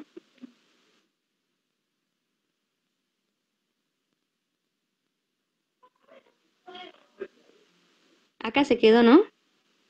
A ver. Estoy esperando que salga.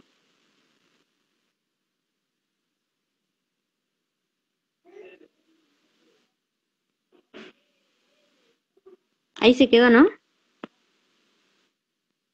Sí. Sí.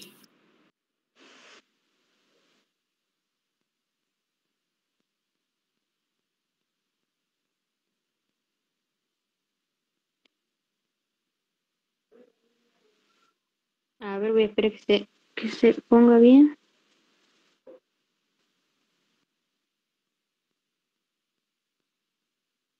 Qué raro.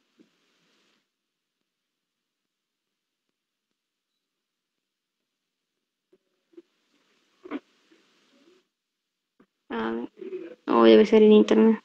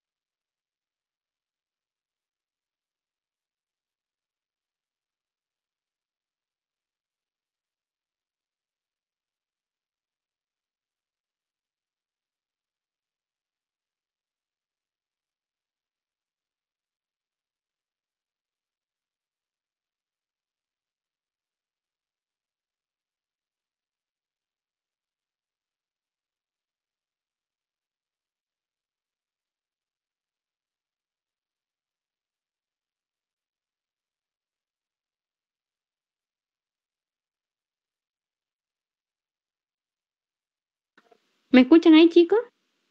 Sí. Pero no Sí, se ve lo que comparto.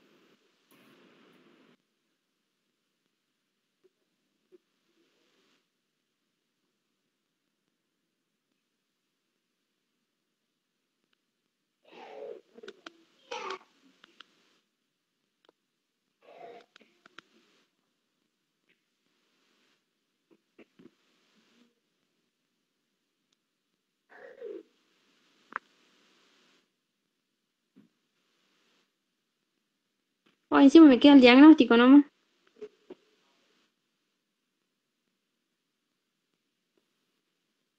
Bueno, ¿quieren que les vaya diciendo igual? Porque totalmente todo está en el apunte. Qué raro que no salga. Ahí está. Ahí está.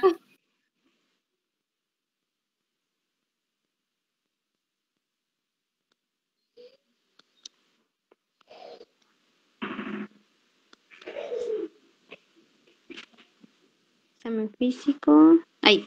Evaluación del paciente. Yo le decía que la anamnesis, yo voy a evaluar todo lo que son antecedentes de la enfermedad actual. Presencia de vómitos, cólicos, fiebre, cualquier deposición mucosanguinolenta. Siempre debo hacer lo que es la semiología de las deposiciones. Deja de joder. Evaluar la disminución de la diuresis, en algunos casos lo que es anuria, sintomatología de plaquetopenia o anemia, como lo voy a evaluar lo que es la palidez de piel y mucosas, lo que son las alteraciones cardiovasculares que van a hacer causa de la hipertensión, que es volumen dependiente, la hipervolemia, que me va a dar trastornos en la conducción cardíaca. Esos trastornos de la conducción cardíaca yo lo voy a evaluar con un electrocardiograma. Puede haber también con menor frecuencia lo que es una miocarditis o isquemia miocárdica por la formación de los microtrombos que me obstruyen los vasos coronarios, por ejemplo. Luego también tenemos lo que es síntomas neurológicos por las mismas manifestaciones hemorrágicas que hay a nivel de los vasos de todo lo que es el encéfalo, irritabilidad, somnolencia, convulsiones o por los mismos microtrombos que pueden obstruir los vasos del encéfalo. ¿Qué más vamos a tener? Antecedentes personales. Hay que evaluar también antecedentes personales sobre medicación, vacunación, enfermedades, concurrencia a guarderías o, porque acá esto es un factor para las diarreas más que todo.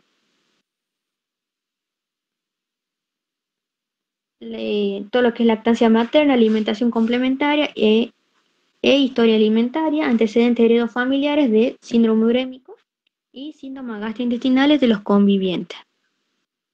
Bien. Y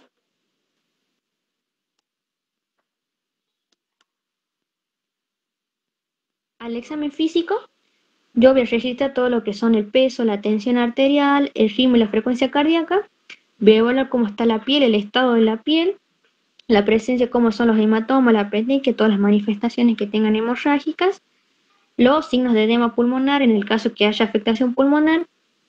Siempre evalúo lo que es el fondo de ojo por la alteración, no solo también por la hipertensión, sino también por lo que es la encefalopatía que lo puede llegar a generar. Y el globo vesical, esto para ver si hay alguna, digamos, un tipo de retención urinaria. Al laboratorio que voy a pedir lo que es el hemograma, el frotis y el recuento de plaquetas, qué es lo que yo voy a ver cuáles son las alteraciones hematológicas que puedo encontrar. Es la anemia hemolítica, que ya le dije que era la anemia hemolítica microangiopática, la fragmentación eritrocitaria, puede haber leucocitosis porque el leucocitosis es un signo frecuente de lesión endotelial, son mediadores de lesión endotelial. Yo les dije que no solo eran los leucocitos, sino todos los glóbulos blancos, todas las células de defensa del cuerpo. Las plaquetas casi siempre descienden en la primera semana. La plaquetopenia con cifras inferiores a 100 mililitros a 100.000 por milímetro cúbico.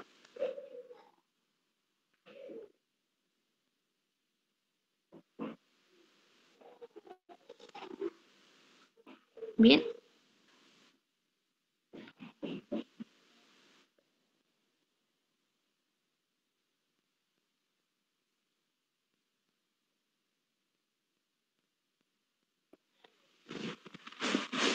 Ay, se me volvió a tildar. Ah, no, ahí está bien. Los estudios de la coagulación que les voy a pedir, eso es para ver, digamos, buscarle la causa a mis alteraciones hemorrágicas. La función renal, para ver, digamos, el estado general de este paciente. Voy a pedir todo, no solo función renal, sino lo que es orina completa, proteinuria, que puedo llegar a encontrar. La hematuria, que se puede manifestar frecuentemente como microhematuria. Yo le dije que frecuentemente era, si ante la presencia de hematuria, lo más frecuente es que sea microscópica. Lo que es el ionograma y el estado ácido base venoso es para ver, digamos, las alteraciones metabólicas o hidroeléctricas. Otros que puedo pedir es el coprocultivo, la toxina en sangre o la toxina en materia fecal también. Los valores de bilirrubina y transaminasa en el caso de que haya afectación hepática, aunque pueden ser normales o elevados. El electro para ver los trastornos de la conducción cardíaca.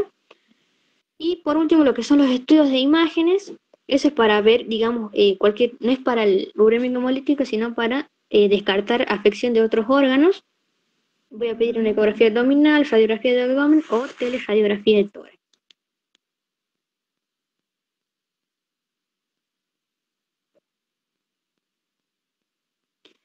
Pregunta de examen: el diagnóstico diferencial del síndrome urémico a todo lo que son las infecciones gastrointestinales, o sea, todas las diarreas. Diagnóstico diferencial con la invaginación intestinal, en los casos con predominio de cuadro con un dolor colónico, que sea un dolor abdominal intenso tipo cólico, la deposición diarreica con sangre y abdomen distendido, estamos hablando de una invaginación intestinal. Debe ser diagnóstico diferencial con sepsis si es un niño con un estado toxi-infeccioso, eso se le dice así, estado toxi-infeccioso, con mal estado general, mala evolución del cuadro. Debe hacer una diferencia contra un proceso séptico. Lo que es la meningococcemia. La meningococcemia es una complicación de la meningitis por meningococo cuando se hace una bacteremia posterior a la meningitis. Deshidratación con insuficiencia renal aguda. La púrpura trombocitopénica trombótica, que es lo mismo que la púrpura trombocitopénica idiopática. La púrpura Schoenle-Henoch nefrótico o nefrítico. Porque recuerden que también puede estar asociado el síndrome urémico hemolítico, dar secuelas, lo que es un nefrótico a un nefrítico.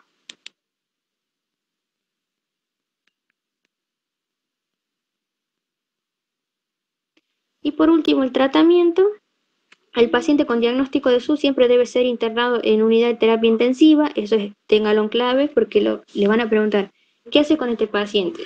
Lo primero que deben responder es ingresarlo a terapia intensiva, pediátrica. Como medidas generales, va a ser el aislamiento del paciente si es necesario la diálisis peritoneal, diálisis intraperitoneal. Valoración clínica adecuada frecuente, control de los signos vitales, evitar el uso de vía endovenosa y antibiótico profiláctico. ¿Por qué la vía endovenosa? ¿Por qué voy a tener precaución con la vía endovenosa? Porque puede disponer a trombos. Claro, porque estamos hablando de una microangiopatía trombótica. ¿Bien? Muy bien. Los antibióticos profilaxis, ¿en qué sentido? Si estoy con una diarrea y yo le doy una ceftriaxona, lo voy a empeorar su cuadro.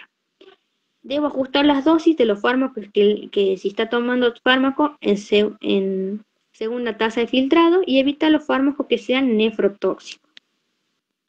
Esto es lo último que salió este año, salió en marzo de 2021, que habla de la actualización de la hidratación del paciente. Esto está en la SAP. Se recomienda, esto le preguntan, ¿no? Todo lo que es manejo e hidratación del paciente. Se recomienda bajo supervisión nefrológica, o sea, se hace interconsulta con nefrología infantil. Se va a administrar lo que es el volumen de líquidos isotónicos. Se recomienda lo que es administrar hidratación con líquidos isotónicos en el periodo prodrómico, que sería el periodo de diarrea, o si en un caso que es un SU que ya establecido, que ya está el síndrome ya está establecido, es seguro y eficaz. ¿Cuáles son las ventajas de la hidratación con líquido isotónico? Las ventajas que tiene es que disminuye los requerimientos de diálisis. ¿Qué pasa con la diálisis intraperitoneal? Antes se lo trataba a los niños con diálisis. Llegaba un síndrome urémico a diálisis. Entonces ahora lo que se plantea esta nueva actualización, que es darle hidratación a todos los pacientes con síndrome urémico. Puede ser ante el periodo de diarrea o cuando ya están con un síndrome urémico establecido. ¿Cuál es la ventaja? Que disminuye los requerimientos de diálisis, disminuye los días de internación, disminuye lo que es el ingreso a terapia intensiva y los eventos neurológicos y la hiponatremia en consecuencia del urémico hemolítico. ¿Bien? Entonces, lo ideal es, esto que está acá, hidratar a todo paciente con signos de sobrecarga cardiopulmonar, es independiente de su función renal. ¿Bien? O sea, no tiene en cuenta si la función renal está alterada, no, es independientemente de su función renal, se va a hidratar a todo paciente. ¿Bien? Iniciando con una expansión de volumen. Luego, si se logra una diuresis adecuada, no se lo va a dializar este paciente. ¿Bien? Entonces, en la última actualización ustedes tienen que decir esto. Cuando les pregunten cuál es el manejo del paciente, le dicen, en la última actualización de la SAP, se recomienda, bajo supervisión nefrológica, hidratar a todo paciente con sobrecarga de hidratación pulmonar, cardiopulmonar independiente de su función renal. ¿Cuáles son las ventajas? Que disminuye el requerimiento de diálisis, que es una técnica invasiva, disminuye los días de internación, disminuye lo que es la terapia intensiva y los síntomas neurológicos y la hiponatremia. Bien, esto está comprobado y fue lo último que salió este año. Los trastornos hidroelectrolíticos, que yo ahí se los puse, son generados por la caída del filtrado glomerular. Los más frecuentes son lo que es la hipercalemia, la hiperuricemia, la hipocalcemia y la acidosis. En este caso, yo ahí les puse que cada trastorno hidroeléctrico se debe corregir de diferente forma, pero de forma resumida y más simple, a todos estos pacientes con estos trastornos los van a dializar. ¿Bien? Entonces, porque les van a preguntar, ¿y cómo vas a corregir, por ejemplo, Dana les va a preguntar, ¿cómo vas a corregir la hipercalemia? Y usted le tiene que contestar con diálisis intraperitoneal. ¿Bien?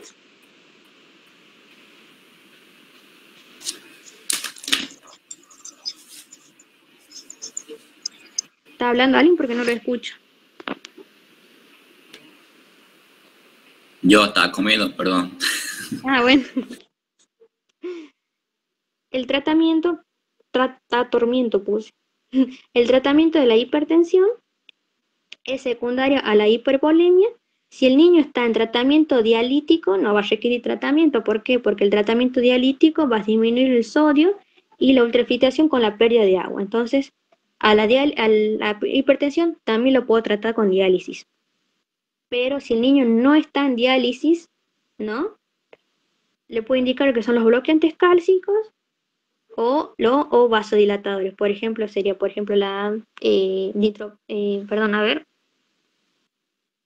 el verapamilo, dialtacén. Bien. El tratamiento de la anemia, esto siempre lo tienen en cuenta. Nosotros vamos a transfundir glóbulos rojos, siempre tratar de mantener la hemoglobina mayor a 7 gramos por decilitro y un hematocrito mayor a 21. Cuando también se puede valorar la transfusión ante una anemia sintomática, o sea, una anemia que se manifiesta con insuficiencia cardíaca, por ejemplo, y la caída rápida del hematocrito, que se va a transfundir glóbulos rojos desplamatizados. El tratamiento antibiótico no son útiles para el tratamiento, salvo en los pacientes que se le hagan con clínica de enteritis y coprocultivo positivo para gérmenes específicos. Si yo aíslo un germen que lo puedo tratar con fosfomicina, le voy a dar fosfomicina. Si no, no. Pero generalmente no son útiles para el tratamiento. Las medidas de soporte nutricional, mantener un aporte adecuado calórico-proteico del paciente, evitar el estado hipercatabólico, y esto es dependiente de cada paciente, depende del estado nutricional de cada paciente. Mantener una dieta hiposódica hipocalémica con aporte proteico controlado, evaluar el uso de sonda nasogástrica, y esto si el paciente no puede tolerar nada por vía oral, le voy a colocar una sonda. Evaluar el uso de alimentación parenteral cuando exista un compromiso abdominal severo. Y el último parte del tratamiento es el síndrome convulsivo, que se puede asociar al síndrome urémico por la formación de los microtrombos que obstruyen los vasos del encéfalo. Es una emergencia y debo tratarlo de forma inmediata. La causa es multifactorial, como les digo. La causa puede deberse a la formación de los microtrombos o puede deberse también a la hemorragia, a la pérdida de sangre que haya por lesión del endotelio, que comprende las convulsiones o compromiso en sensorio, tienen indicación de diálisis. Entonces ahí estamos viendo 3 indicaciones de diálisis, dijimos. La hipertensión, el compromiso, el síndrome convulsivo y los trastornos metabólicos. Pues los criterios tienen indicación de diálisis porque pueden ser secundarias alteraciones metabólicas no dosables. ¿Qué quiere decir? Un estado, por ejemplo, de hipercalemia que no lo puedo dosar por laboratorio. ¿Qué se indica? Lorazepam, difenilidantoína y la diálisis peritoneal. Son las indicaciones en el caso del tratamiento del síndrome convulsivo. Pregunta de examen: ¿cuáles son las indicaciones de diálisis? La hipercalemia con alteración del electrocardiograma, acidosis metabólica, hipernatremia, hiponatremia o hipervolemia. Entonces a todo esto lo vamos a englobar como trastornos metabólicos. Trastornos electrolíticos. Entonces cualquier trastorno electrolítico es indicación de lo que es de diálisis intraperitoneal. Y el compromiso renal de lo que es el compromiso severo del sistema nervioso.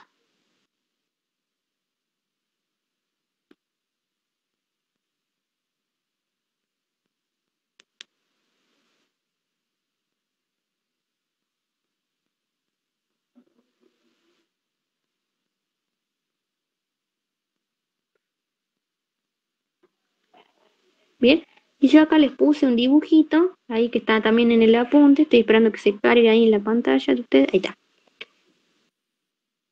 ¿Entienden más o menos cómo es la diálisis peritoneal? ¿Alguna vez escucharon o vieron o leyeron?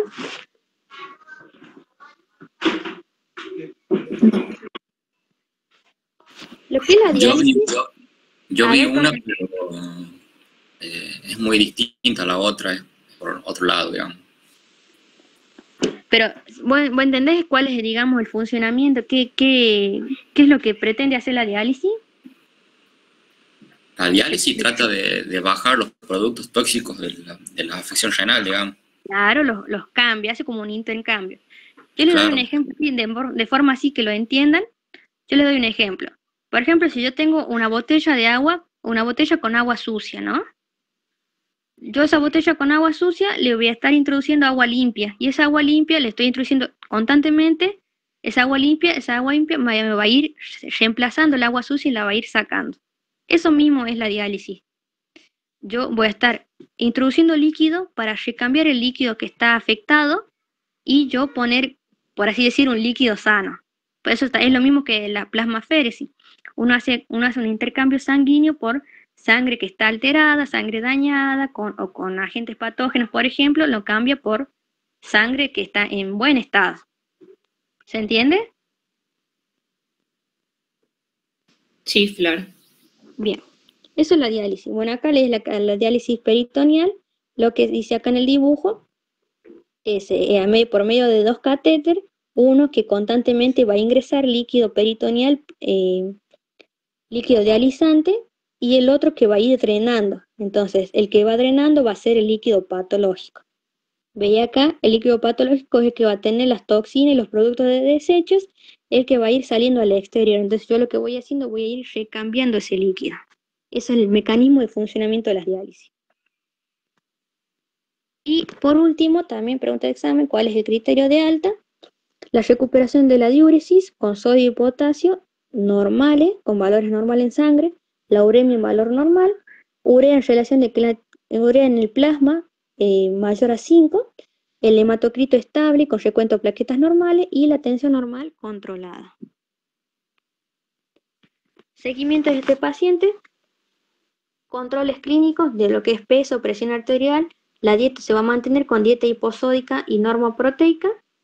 Y esto es importante, los niños que tuvieron un síndrome urémico deben ser evaluados semestralmente por un nutricionista para ajustar la cantidad de gramos por proteína, según la edad y la talla de cada paciente. Y los controles de laboratorio incluyen todo lo que es hemograma, ionograma, ácido base, orina completa. Ahora, los controles ambulatorios se realizan a los 7 días desde dado el alta, ¿no? Le di el alta a los 7 días, a los 15 días, al mes, a los 3 meses, a los 6 meses y luego anualmente hasta la adolescencia. Es un seguimiento muy molesto y muy jodido, pero bueno, así es el seguimiento del síndrome urémico. Bien. Y también por último, lo que es las medidas de prevención son lavar bien los alimentos, lo que son utensilios, no usar utensilios para distintos alimentos, cocinar bien la carne, no medicar las diarreas con ceftriaxona y trimetoprim sulfamethoxazole. Bien. Y con esto terminamos. ¿Tiene alguna duda? Horrible este tema. Ay, sí, horrible.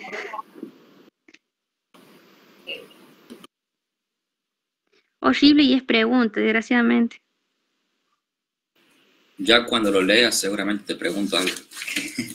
Bien. Bueno, chicos, cualquier cosa me avisan. Justo como estoy usando la tablet, no le vieron que le tuve que fragmentar el video de diarrea, porque como les digo, son muy pesados. Ahora les paso el de diarrea. Ahora estoy aprovechando que me anda un poco mejor el internet. Y la próxima clase nos vemos el jueves, ¿está bien? Sí, profe. ¿A qué hora? Jueves a las 8. misma hora. Puede ser a las 8, chicos. Me avisan si ustedes pueden a las 8. Sí. Bueno, genial, jueves a las 8 nos vemos. Vemos piel. Vemos todo, tratamos de ver todo piel. Y bueno, nada más, eso, chicos. Bueno, los dejo que descansen. Nos vemos el jueves. Nos vemos. Nos vemos el jueves. Chao, chicos. Dale.